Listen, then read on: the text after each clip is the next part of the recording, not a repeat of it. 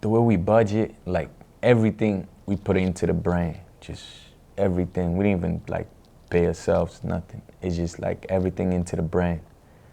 Our goals, the way we set our goals is just like we might create, let's say, a design or a concept that we might have. What we do is we'll create a concept, and then what we do is just trying to grind until we have either the money or the amount we need to create the next product. And we just keep staying consistent, just keep building better materials, better quality, and it just staying consistent. That's like our motto, just staying consistent regardless the situation you're in, just stay consistent. Because that allows you to, you already have it's like tunnel vision. Budgeting is something also too we eventually gonna need to work on it more to, figure out like, all right, we need to spend more on this and less on this. That it goes as you grow, it starts changing and things like that. But like most of the money that we make, we just reinvest back into the company, so it could allow it to grow. Because if you look at most businesses, like especially like with clothing brands and things like that, you'll see like a 10-year where they wasn't making that much money, but the money was kept getting reinvested into the brand, into any ideas you have, and things just to building bigger audience.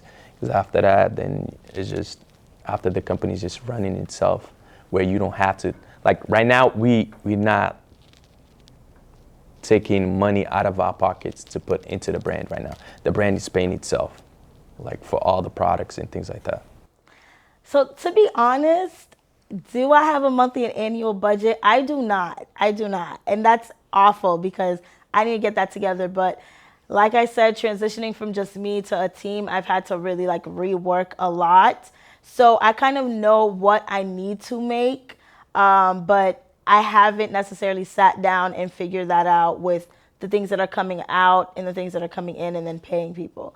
So it's definitely in development. The people that are on my team are more freelancers, but I'm looking to have them stay with me and just be my team. So there's a lot that's being worked on in that space. So I would say to be determined. So basically on that, rent and plus material buy for new equipment for the gym and all of that, investment into it, and plus outside, and then we got event to attempt. All that including into my business is the way like I sort of put like this, the budgets. Sometimes I go over budget, sometimes I go less the budgets, but what the difference I make on this business is how many people can I bring in can make adjust my budget. There is a month that the budget go less over, and then I had to come out of my pocket. But it's okay because it's my business.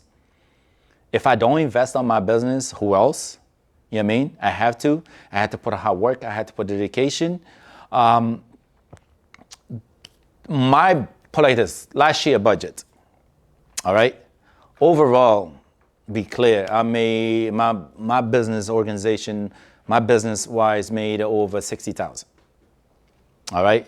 My budget was less than, it paid all the bills, everything else, I end up with 10 grand that I invest into school to learn even more. So technically, and using my budget for my work, for my business, is helping me balance things up that make me quit 4 jobs. Now I only end up with 1. I got more times, more freedom, be more willing to spend more quality time with my daughters. And this is a funny thing to say my daughters, because like when I used to work 5 jobs, I have my first daughter, I cannot spend any quality time with it because neither I'm doing Uber late at night, I'm teaching tennis to make extra money, working home health aid, or at the hospital. But being entrepreneur give me the liberty and freedom because I'm doing this business to make a difference in the community. Also reward me too to have more time with my third daughter. I watch her walk. I watch Curly, the teeth come out, the first fall, the first bite, and be able to watch a movie together, be able to spend quality time together. You a father out there, you know how it is, hard it is, how to have, you know, the daughter is our daughter. Because for me, my kids is my reason why I get up every single day. I cannot say some days, I say like, no, I can't. I'm tired, I'm exhausted, I'm stressed, I'm all, no. When I look at my arm, when I close my eyes, I see beautiful smile of my kids. I say, Wilson, you gotta get up. No excuse, no problem. Go for work, go look for clients, because a lot of people need your support, need your help, be able to make a difference in the community. Don't wait until tomorrow and don't give up, because those young ladies, those young women who's out there suffering with obesity, suffering with depression, suffering with all that need your help, because you got solution. You got a place to give them a freedom, a place to show them they could be own entrepreneur, place it, they can make $500 a month, all that to make a difference on their life. That's how I see it, that's how I go. When COVID hit, everything started shutting down. We also had an account within the majority of the nursing homes repairing their juice machines. So we stayed in business for 3 months thinking it's going to go away. Things didn't go away. I had to start laying off the techs. And I kept doing the nursing home by myself. But every time I would go into nursing home, there was people in there dying. So I had to come and really start thinking about, do I want to keep putting myself in danger, not knowing how crazy the disease was going to be, the virus. So, but I kept doing it because I didn't want to take any money from the state, and I wanted to give us a chance to bounce back. 6 months later, when that wasn't working, I started a trucking business. So I started getting contracts and doing trucking from here to New York and from here to Maine, and I hired another guy to do a trucking. Try to give it like another year. I started losing a lot of the small customers because they couldn't sustain themselves. The colleges wasn't fully reopening. So once we had to make a decision, like, do we keep wasting our money paying the insurance, because the insurance for 3 vehicles just sitting was insane. We had to kind of balance when to cut ties, and then we finally just let that go. And I kept just doing trucking until I got tired of that, and then decided to let that go, and then I started a construction company.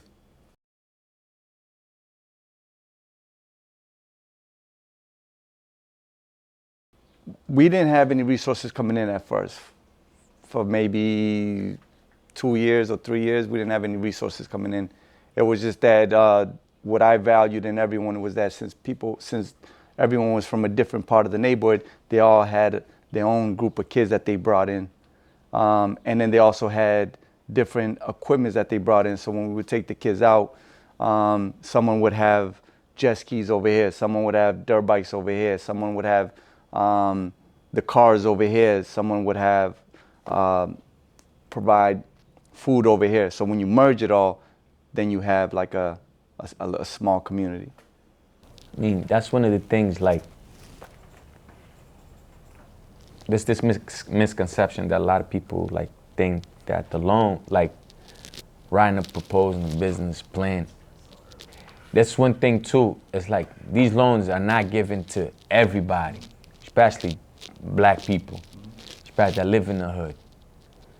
So we have business like plans and things like that, but we just said fuck it. We just put our money in. Like, we used to do, wait for income tax. Just wait, use that money, Buy shirts, refund, and and then just put our own money. before it started growing. Because a lot too, like sometimes like starting, especially like for clothing brands, like when you take out sometimes loans, it can hurt your business like when you're starting, because you don't have that clientele, you don't have that customer base, that audience where people are gonna buy your stuff, and then you still got to pay that loan, and that can make you not like, let me stop this business and things like that. Like, that's one thing. Like, eventually you'll be able to probably like get a loan or something for something that's like bigger, for like particular equipment or stuff like that.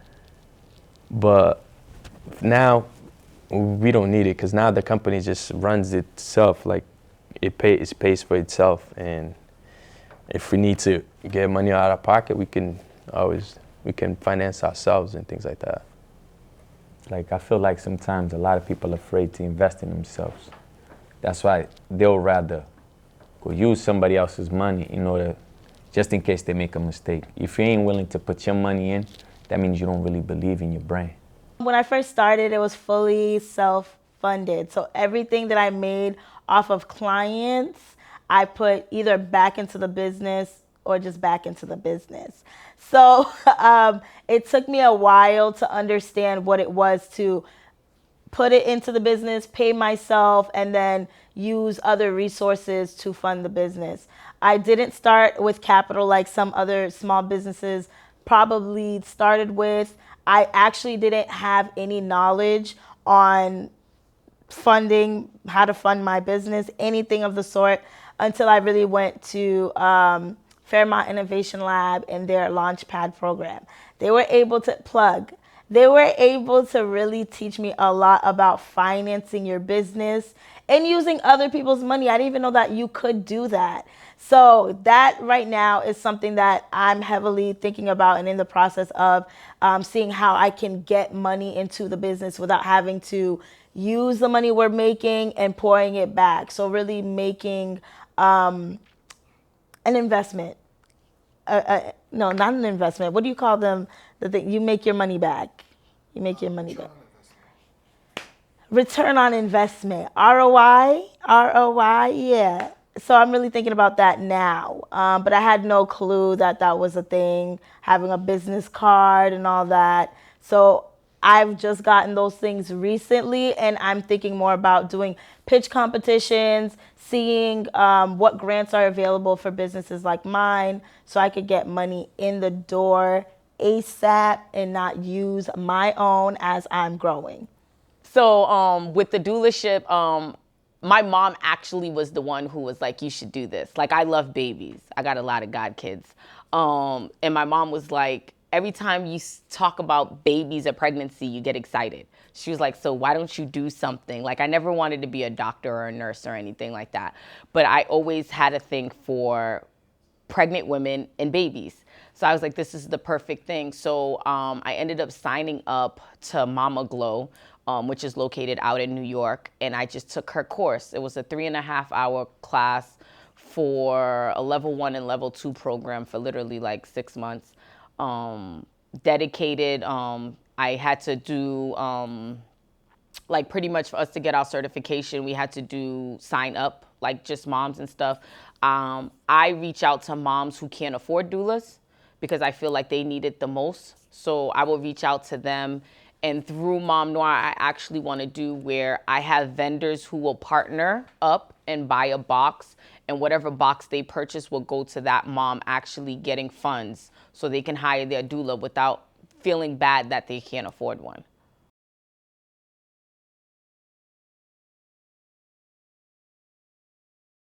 I looked at, for example, Johnny Cupcakes. They don't sell nowhere else but their store. So that's what makes it unique.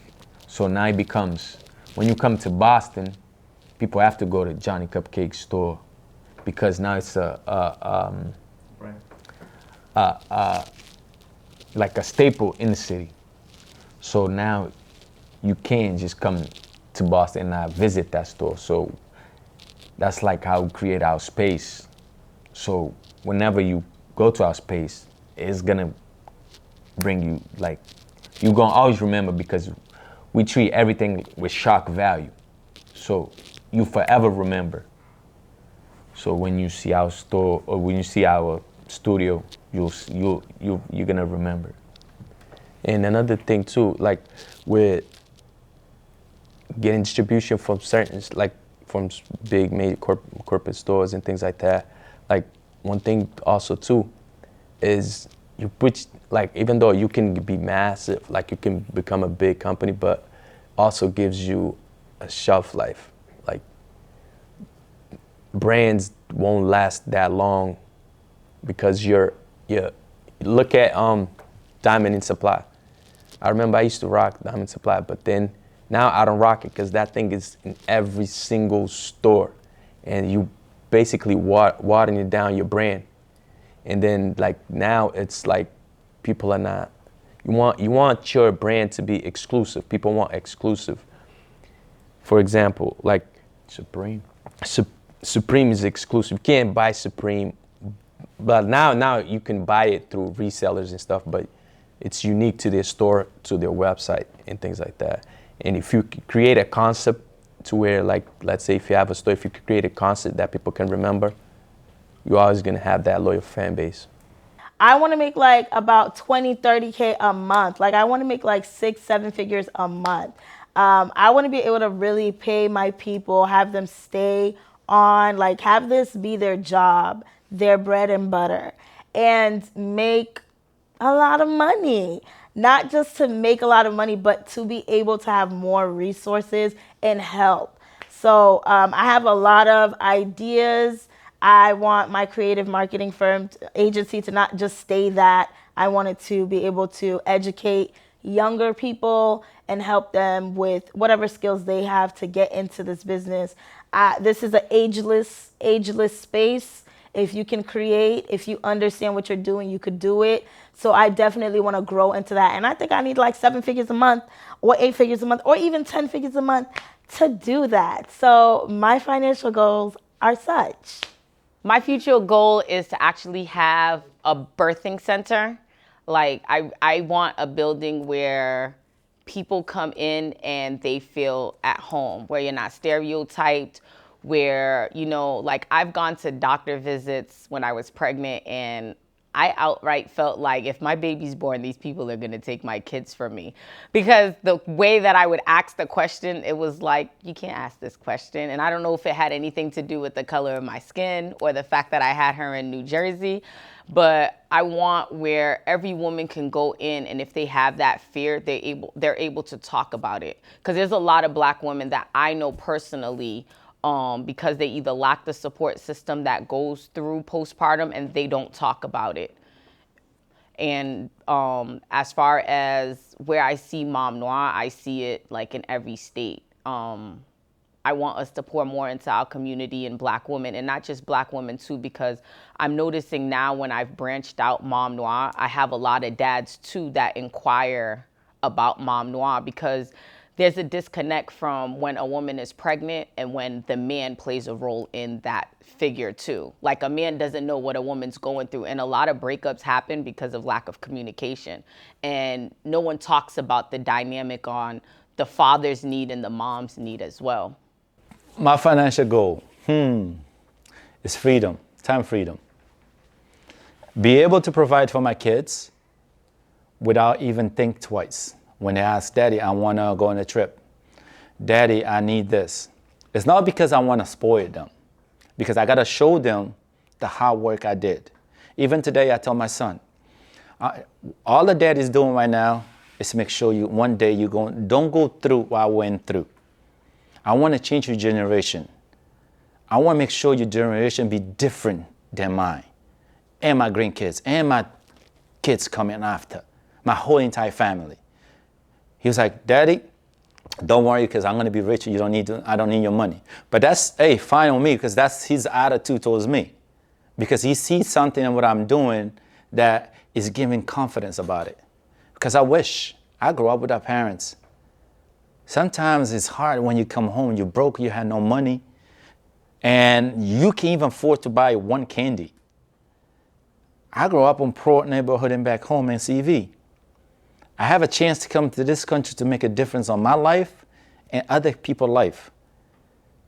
That's what it is hard work coming. On this entrepreneur, sometimes I keep telling myself, how come nobody showed me this when I was 18, man? I have a lot of land in Cape Verde. Like I have acres of land that my grandfather used to be in the coffee business in Cape Verde, and I didn't know until I started getting into coffee. But there's acres of land that's just there that at any time we can actually fertilize it and then start importing the coffee over here. So it's always been in the back of my mind to do it, but I just need the capital, and I need to be able to go back and to look at it.